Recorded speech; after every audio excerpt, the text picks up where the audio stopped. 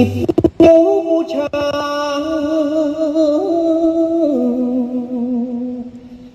น้ำตาคลอเบาคุกเข่าร้องโฮกราบหลวงพ่อโตวัดป่าเลไลก่อนนั้นเคยมากราบตรงนี้มีแฟนเคียงไกลแต่เธอนอกใจเปลี่ยนไปแล้วนะเขาทิ้งลูกไปมีแฟนคนใหม่ใจ